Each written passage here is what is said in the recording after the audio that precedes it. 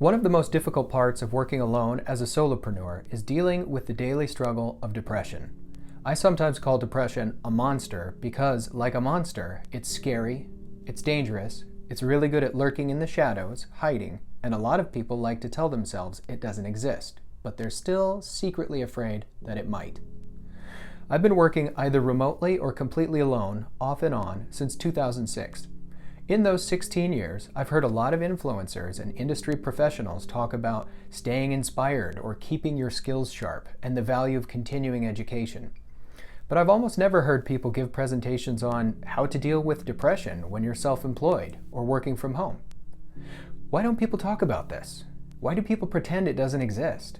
Since the COVID pandemic, I've read articles and heard news stories about how people are suffering from remote work burnout or Zoom fatigue, from being isolated at home and having to sit through so many virtual meetings. But I still rarely hear or see anything about actual, real depression as a daily battle that some people have to struggle through. So let me state clearly right here and now, depression is real. Depression hurts. It's easy to ignore and pretend it doesn't exist or pretend that you don't have it. And as I learned when a friend of mine committed suicide in 2018, I'll say this too, depression kills. It's not just a matter of having a bad attitude or feeling sad. Depression is like a dark rain cloud of misery that hovers over you every day, making it hard for you to get out of bed in the morning, remember why you chose the work you do in the first place, or feel good about yourself and the work you do. I don't know whether depression is caused by working alone and feeling lonely or not, but I do know that they're correlated. Working by yourself all day, every day, can be absolutely depressing. It can make you feel like you're lost out at sea on a tiny little boat that no one is ever going to find. No one will ever rescue you, and you will always be isolated and alone. Depression is not a joke, and it's not something to laugh off. And if you struggle with depression, it's not something that you can just deal with or get over. Let me state here, I'm not a doctor, a therapist, or a counselor, but I am intimately familiar with the monster of depression. I've read a lot about it, and I've personally spoken to professionals about it. And over the years I've spent working alone, I've found some ways to keep that monster at bay. Here are a few things you may find helpful if you find yourself alone, working from home, and wondering how you can rise above the misery. Number 1, get out of the house and meet people you know. As much as your schedule allows, get out of your house and go meet with people you know and who know you. When I was in one of the most depressing seasons of my life, one of my friends came up with a great idea, a lunch group. He invited a few different men out to lunch every Wednesday, and each time they visited a different place. If my schedule allowed, I was welcome to come. If I couldn't make it, I didn't have to. Genius! Calling something so simple a genius idea might sound ridiculous, but man, I'm telling you, it was. I had an opportunity at least once per week to meet with people who knew and cared about me, and because someone else had scheduled it, I didn't even have to do the work to make it happen. Plus, introverts like myself are deathly afraid of calling people and asking them to come to something in person, and I didn't have to do that. I could just go or not go.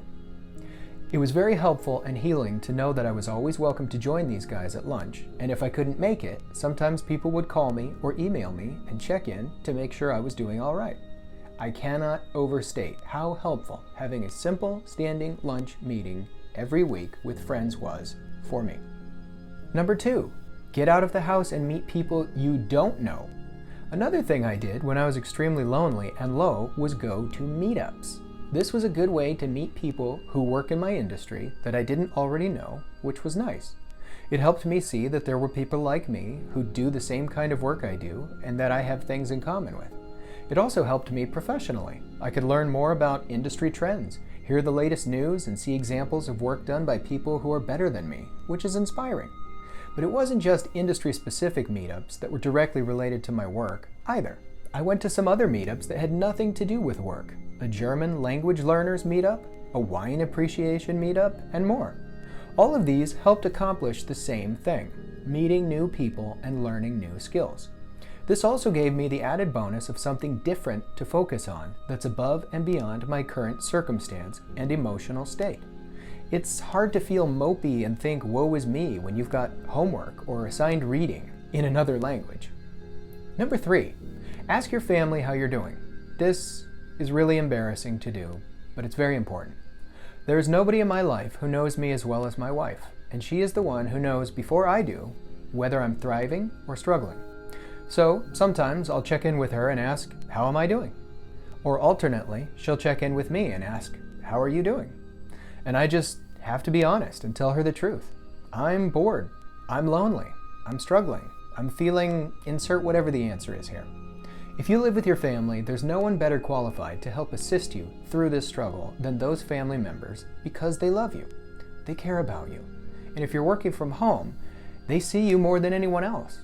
As I mentioned, it's embarrassing, especially for men, I think, but it's so important to listen to them and rely on their advice and counsel, whether you like it or not.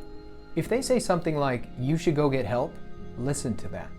There are mental health professionals out there, like therapists and counselors, and your family members are not suited to take on that role, but they are perfectly suited to let you know when you need to see someone like that. Number 4, pets. If you don't have one, get one. If you have one, get another one. One simple way to keep your spirits up is to get a pet. Pets are fantastic. They're fun. They make your life interesting. They need your help in order to survive. They're usually a welcome diversion, and depending on the pet, they may even be happy to see you. Many pets need a little bit of care and feeding, but not too much. Most only add a marginal amount to your grocery bill, and I think it's worth the extra cost. When I was in my most depressed state, I was working from home and living in a rental house that didn't allow cats or dogs. So I bought a baby Russian tortoise. I named him Stravinsky. He was such a fun addition to our family. He was fun to bathe, feed, and take on walks. During my lunch breaks, I'd wrap a long string of red yarn around one of his legs, take him out into my backyard, and let him chow down on dandelions. That was a calming distraction, and it got me outside in the fresh air and sunshine. A while later, during the COVID pandemic, my kids were going crazy being stuck at home, and their craziness was driving me crazy too. They weren't as fond of Stravinsky as I was, and they wanted their own pet. So we went to the local animal shelter and we adopted a cat. Bingo! That solved so many problems, both for the kids and for me. We now have a furry friend who will drop whatever he's doing and come running if it's snack time or if we want to pet him. If you don't already have a pet, get one. You might be amazed at how much taking care of a small living creature puts some joy into your life. Number 5, find a third place that isn't your house and isn't your office. Many years ago, I heard someone describe this concept of a third place. It's a place that isn't your home and isn't your office. It's a separate place where you can go have your own personal time, or you can have business time and get some work done. A third place can be anywhere. A Starbucks by your house, an Einstein Brothers Bagels, a public library, a co-working space, a brewery, or anything else that works for you. I've done all the above and have benefited from all of them. Ideally, a place like this would have Wi-Fi, but not necessarily. It can be indoors or outdoors, and it could require a membership fee or be completely free. It doesn't really matter. What matters is that it's a place where you are always welcome to go and where you can work, meet people, hang out, or be alone, all at your discretion. Some people really want to be known at their third place. They want to go to the same coffee shop at the same time, a few times each week, see the same people behind the counter, be recognized by name, and hear the staff say something like, "Hi Joe, the usual?" Personally, I don't want to be known that well. I don't really want people to know me by name. Most of all, I don't want to have a usual. I just want to quietly walk in the door at a time of my choosing, be greeted but not recognized, not be asked how my wife and kids are doing, and then go find a place in the corner where I can think or get work done. But that's just me. The simple fact is, at least for me, being around other people, even people I don't know or come into contact with, lifts my spirits. If I hear grinders whirring at a coffee shop, smell fresh espresso being pulled, and see smiling people greeting each other and chatting over the din of clanking silverware and background music, that really makes me feel alive somehow. It makes me feel thankful to be alive. And it gives me something to do away from home that changes up the scenery just enough to keep life interesting. As I mentioned before, keeping your mind busy and distracted helps keeping your thoughts focused on productive things rather than destructive negative self-talk, at least in my case. If you can, find a third place where you can be yourself and get what you need out of it. It may look different than mine, but that's the whole point. Number 6, go to the gym and work out.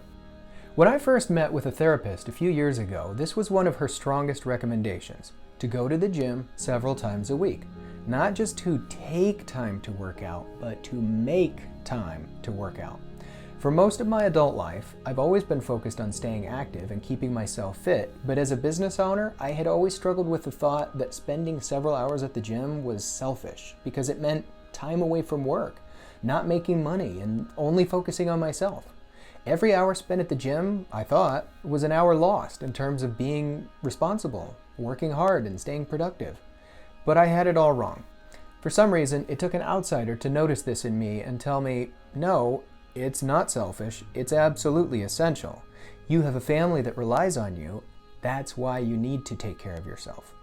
So at least 3 days a week, I go to the gym and I try not to stress about it anymore. I don't rush myself, and I try not to feel bad if it takes an hour or even longer out of my day. For me, getting on a treadmill and running a few miles and puffing and getting hot and sweaty helps melt away the stress better than just about anything else I know. And it has certainly helped me with my mental fitness as well. Final thoughts. I hope you find the tips above helpful if you're struggling with depression. One thing I'm certain of is that there is no magic pill, and you can't just be cured of depression if you have it. But these are some ways I've tried to deal with it over the years. Above all, the most helpful thing I've found is just being able to talk about it and admit it in front of other people. If anybody reading this is having a tough time, just reach out to me, and I will be listening. You can talk to me.